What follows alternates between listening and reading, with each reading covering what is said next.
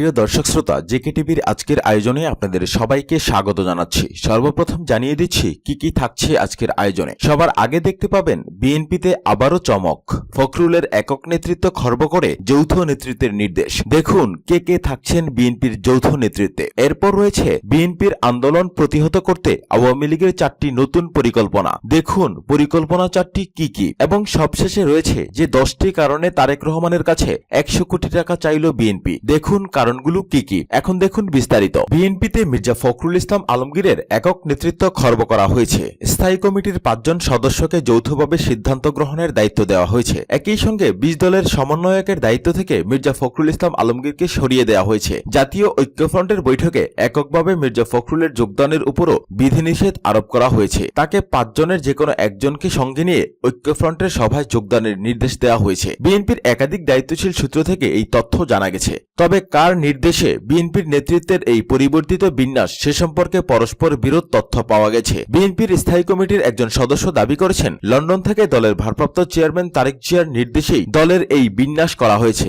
কিন্তু দলের একজন ভাইস চেয়ারম্যান দাবি করেছেন বিএসএমএমইউ থেকে বেগম খালেদা জিয়া এরকম একটি নির্দেশনা দিয়েছেন। তবে বেগম খালেদা জিয়া বা তারেক জিয়া যেই এই নির্দেশ দেন না কেন, নেতৃত্বের নতুন কাঠামোয় দলের কাজ শুরু হয়েছে বলে স্বীকার করেছেন দলের সব নেতাই। যে 5 জন এখন যৌথভাবে বিএনপির ব্যাপারে সিদ্ধান্ত গ্রহণ করবেন তারা হলেন ডক্টর খন্দকার মোশাররফ হোসেন, মির্জা ফখরুল ইসলাম আলমগীর, আমির খসরু মাহমুদ চৌধুরী, মির্জা আব্বাস এবং নজরুল ইসলাম খান। 20 দলের সঙ্গে সমন্বয়কের দায়িত্ব দেওয়া হয়েছে ডক্টর খন্দকার মোশাররফ হোসেন এবং নজরুল ইসলাম খানকে। অন্যদিকে জাতীয় ঐক্যফ্রন্টের সমন্বয়কের দায়িত্ব পালন করবেন দলের মহাসচিব মির্জা ফখরুল ইসলাম আলমগীর। এছাড়াও আগামী 30 জুনের মধ্যে বিএনপির সকল অঙ্গ এবং সহযোগী সংগঠনের পূর্ণাঙ্গ কমিটি ঘোষণার নির্দেশ দেওয়া হয়েছে। জাতীয় কাউন্সিল এখনই বিএনপি করবে না বলে উপর থেকে বিএনপির উপর বার্তা এসেছে। তবে জাতীয় কাউন্সিল না করলেও জেলা এবং বিভাগীয় পর্যায়ে যে কমিটিগুলো অকার্যকর এবং নিষ্ক্রিয় সেগুলো দ্রুত ভেঙে দিয়ে নতুন কমিটি গঠনের নির্দেশ দেওয়া হয়েছে। বিএনপির স্থায়ী কমিটির সদস্য এরকম নির্দেশনার কথা স্বীকার না করলেও বলেছেন যে বেশ কিছু কমিটি অকার্যকর এবং নিষ্ক্রিয়।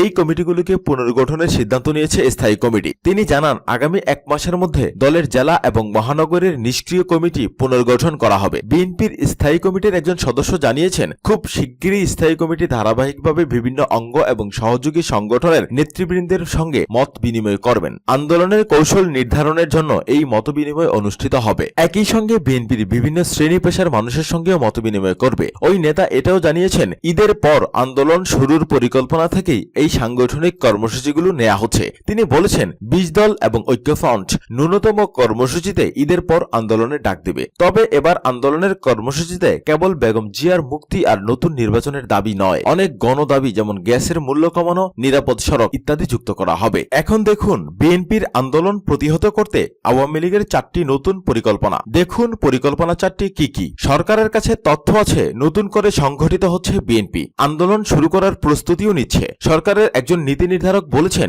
শুধু খালেদা জিয়ার মুক্তি নয়, দ্রব্যমূল্য, নিরাপদ সড়ক সহ নানা সামাজিক ইস্যুতে উস্কে দেওয়ার পরিকল্পনা সহ সরকারের বিরুদ্ধে নানা রকম আন্দোলনের পরিকল্পনা করছে বিএনপি। আওয়ামী লীগের একজন প্রভাবশালী নেতা বলেছেন, বিএনপির সঙ্গে কথা এগুচ্ছিল। তারা বলছিল খালেদা জিয়ার প্যারোল চাইবেন, প্যারোল দেওয়া হলে বিএনপির নির্বাচিত 6 সংসদ সদস্য শপথ গ্রহণ করবেন। কিন্তু বিএনপি এখন আর সমঝোতায় যেতে চাইছে না, বরং তারা সরকারের বিরুদ্ধে জুনের মধ্যে সর্বাত্মক আন্দোলনের প্রস্তুতি শুরু করেছে। আওয়ামী লীগের দায়িত্বশীল সূত্রগুলো বলছে, এর পাল্টা হিসেবে ক্ষমতাসীন আওয়ামী লীগও বেশ কিছু ব্যবস্থা এবং পদক্ষেপ গ্রহণের পরিকল্পনা নিয়েছে। আওয়ামী লীগ মনে করছে এই পদক্ষেপগুলো নেওয়া হলে বিএনপি আর মাথাচাড়া দিয়ে উঠতে পারবে না। সরকার বিএনপির বিরুদ্ধে যেই পদক্ষেপগুলো গ্রহণ করছে তার মধ্যে রয়েছে, প্রথমত মামলাগুলো দ্রুত সচল করা। বিএনপির সব নেতার বিরুদ্ধেই মামলা আছে। বেশিরভাগ মামলাই অগ্নিসংযোগ এবং সন্ত্রাসী তৎপরতার। অনেকের বিরুদ্ধে আছে দুর্নীতির মামলাও। গত শুক্রবার আওয়ামী লীগের কেন্দ্রীয় কার্যনির্বাহী সংসদের বৈঠকে সূচনা বক্তব্যে প্রধানমন্ত্রী এবং আওয়ামী লীগ সভাপতি শেখ হাসিনা বলেছেন, বিএনপি এবং জামায়াতের বিরুদ্ধে যে মামলাগুলো হয়েছে তার একটিও ভিত্তিহীন নয়। সংশ্লিষ্ট সূত্রগুলো জানিয়েছে যে মামলাগুলোর দ্রুত বিচার কাজ শেষ করার তাগিদ দেয়া হয়েছে। এই মামলাগুলো সচল হলেই বিএনপি চুপসে যাবে বলে মনে করছে আওয়ামী লীগ। দ্বিতীয়ত,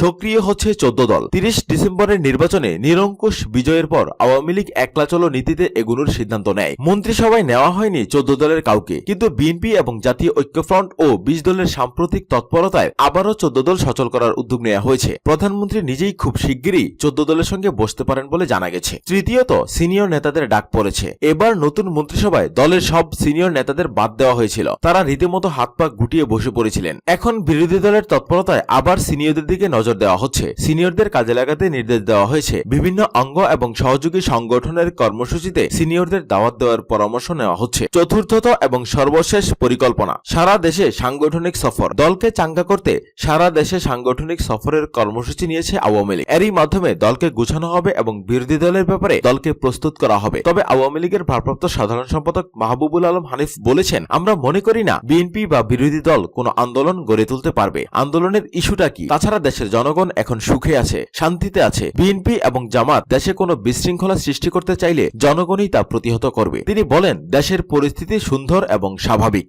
সবশেষে দেখুন যে 10টি কারণে তারেক রহমানের কাছে 100 কোটি টাকা চাইল বিএনপি। দেখুন কারণ 10টি কি কি। বেগম জিয়ার চিকিৎসা, মামলার খরচ, ভরণপোষণ, নেতাকর্মীদের মামলার খরচ সহ মোট 10টি খাতে তারেক জিয়ার কাছে 100 কোটি টাকা চেয়েছে বিএনপি। গতকাল বিকেলে দলের স্থায়ী কমিটির সদস্যদের সঙ্গে স্কাইপে বেগম খালেদা জিয়া এবং সংগঠন নিয়ে বৈঠক করেন লন্ডনে অবস্থানরত বিএনপির ভারপ্রাপ্ত চেয়ারম্যান তারেক জিয়া। বিএনপির নেতারা দল চালাতে অর্থনৈতিক সংকটের কথা জানান। তারেক জিয়া তাৎক্ষণিকভাবে জানতে চান কত টাকা লাগবে। জবাবে বিএনপির নেতারা এসব খাতের কথা উল্লেখ করে ওই টাকার প্রয়োজনীয়তার কথা উল্লেখ করেন। তারেক জিয়া বলেন, দেখছি। তবে তারেক জিয়ার সঙ্গে স্কাইপে বৈঠকে উপস্থিত বিএনপির অন্তত 2 জন নেতা এই তথ্য জানিয়েছেন। বিএনপির নেতারা যেসব খাতে যে টাকা চেয়েছেন তার হিসেব এরকম: 1. বেগম জিয়ার বঙ্গবন্ধুতে কেবিন ভাড়া এবং বিশেষায়িত চিকিৎসার খরচ ব্যক্তিগতভাবে বহন করতে হবে। তাছাড়া তাকে যদি ইউনাইটেড হাসপাতালে নেওয়া হয় সেখানে পুরো খরচই বেগম জিয়াকে ব্যক্তিগতভাবে বহন করতে হবে। এই খরচ হতে পারে 1 কোটি টাকা। 2. বেগম জিয়ার মামলা পরিচালনায় ব্যয় ইতিমধ্যে প্রায় 4 কোটি টাকা বকেয়া পড়েছে। তার মুক্তির জন্য আইনি লড়াইয়ের আরো অন্তত 2 কোটি টাকা প্রয়োজন হবে বলে আইনজীবীরা জানিয়েছেন। অর্থাৎ বেগম জিয়ার মামলা পরিচালনার ব্যয় হতে পারে প্রায় 6 কোটি টাকা। 3. বেগম জিয়ার গুলশানের বাড়ি ভাড়া, বিদ্যুৎ, গ্যাস বিল ইত্যাদি বকেয়া হয়েছে প্রায় 1 কোটি টাকা।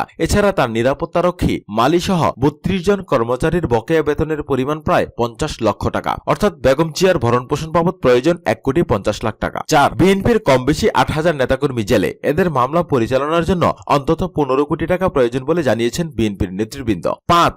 আটক নেতাকর্মীদের পরিবারের ভরণপোষণের জন্য 10 লাখ টাকা হিসাবে বছরে প্রায় 1 কোটি 20 লাখ টাকা। 6. পুলিশি নির্যাতন সহ আন্দোলন সংগ্রামে আহত নেতাকর্মীদের ভরণপোষণের এবং চিকিৎসার জন্য 1 কোটি টাকা। 7. দলের 2টি কার্যালয় এবং রুটিন কাজ পরিচালনার জন্য এককালীন 2 কোটি টাকা। 8. আন্দোলন এবং বিভিন্ন কর্মসূচি পালনের জন্য থোক বরাদ্দ হিসেবে 50 কোটি টাকা। 9. সরকারের বিরুদ্ধে প্রচারণায় সোশ্যাল মিডিয়া সহ মূল মিডিয়ায় 10 কোটি টাকা। 10 এবং সর্বশেষ বিদেশি লবিং এবং কূটনীতিকদের আপ্যায়ন ইত্যাদি খাতে 20 কোটি টাকা। তবে তারেক জিয়া কিভাবে এই টাকা দেবেন বা আদৌ দেবেন কিনা তা এখনো নিশ্চিত হওয়া যায়নি। এদিকে কারাবন্দী বেগম খালেদা জিয়াকে বিদেশ পাঠাতে সরকারের নমনীয় অবস্থানের আভাস পাওয়া গেছে। স্বরাষ্ট্রমন্ত্রী আসাদুজ্জামান খান কামালের গত শনিবার দেয়া এক বক্তব্যে অন্তত সেটি ফুটে উঠেছে। তিনি বলেছেন, বেগম খালেদা জিয়া সুনির্দিষ্ট কারণ দেখিয়ে প্যারোলে মুক্তির আবেদন করলে সরকার সেই বিষয়টি বিবেচনা করবে। 1 বছরেরও বেশি সময় ধরে কারাবন্দী বিএনপি চেয়ারপারসন বেগম খালেদা জিয়া অসুস্থ হয়ে বর্তমানে বঙ্গবন্ধু মেডিকেল বিশ্ববিদ্যালয়ে ভর্তি রয়েছেন। তার চিকিৎসা নিয়ে বিএনপি খুবই উদ্বেগে রয়েছে। তবে বিদেশে গিয়ে চিকিৎসার জন্য সাবেক এই প্রধানমন্ত্রী প্যারোলে মুক্তি চাইবেন কিনা তা নিশ্চিত নয়। দলটির হাইকমান্ড খালেদা জিয়ার জামিনে মুক্তি প্রত্যাশা করেছেন।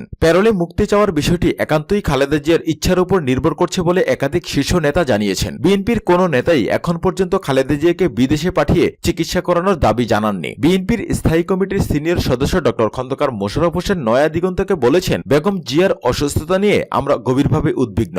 আমরা তার উন্নত চিকিৎসার দাবি জানিয়ে আসছি। বেগম খালেদা জিয়া প্যারোলে মুক্তির আবেদন করবেন কিনা সেটি একান্তই তার নিজস্ব ব্যাপার। এটি তার শারীরিক এবং স্বাস্থ্যগত বিষয়। খালেদা জিয়ার আইনজীবী অ্যাডভোকেট মাসুদ আহমেদ তালুকদার নয়া দিগন্তকে বলেন, প্যারোলে মুক্তি চাওয়ার বিষয়টি একান্ত বেগম জিয়ার সিদ্ধান্ত, এটি বিএনপির বিষয় নয়। তবে এই মুহূর্তে বিএনপির চেয়ারপারসনের উন্নত চিকিৎসা প্রয়োজন। বিদেশে তার চিকিৎসা নেওয়ার যুক্তিসঙ্গত কারণও রয়েছে। তিনি বলেন, বাংলাদেশে চিকিৎসার যথেষ্ট সীমাবদ্ধতা রয়েছে। সম্প্রতি ওবায়দুল কাদেরকেও উন্নত চিকিৎসার জন্য সিঙ্গাপুরে পাঠানো হয়েছে। বেগম জিয়াও বহুবার সৌদি আরব এবং লন্ডন গিয়ে চিকিৎসা নিয়েছেন। এখন তিনি চিকিৎসার জন্য বিদেশে যাবেন কিনা সেই সিদ্ধান্ত তিনিই নেবেন। রাজনৈতিক অঙ্গনে খালেদা জিয়ার মুক্তি নিয়ে নানা আলোচনা চাউর আছে। বলা হচ্ছে, পর্দার আড়ালে খালেদা জিয়ার মুক্তি নিয়ে সরকার এবং বিএনপির শীর্ষ পর্যায়ে দেন দরবার চলছে। তার মুক্তি নিয়ে দুই পক্ষই শর্ত আরোপ করছে। সরকারের পক্ষ থেকে বলা হচ্ছে, প্যারোলে মুক্তি নিয়ে বিএনপি চেয়ারপারসনকে বিদেশ চলে যেতে হবে। সেখানে তিনি শারীরিক চিকিৎসা করাতে পারবেন, কিন্তু রাজনৈতিক বিষয়ে কোনো কথাবার্তা বলতে পারবেন না। পাশাপাশি বিএনপির জনপ্রতিনিধিদের সংসদে যেতে হবে। তবে বিএনপির পক্ষ থেকে বলা হচ্ছে, শারীরিক অসুস্থতা এবং বার্ধক্যজনিত কারণে বেগম খালেদা জিয়াকে জামিনে মুক্তি দিতে হবে।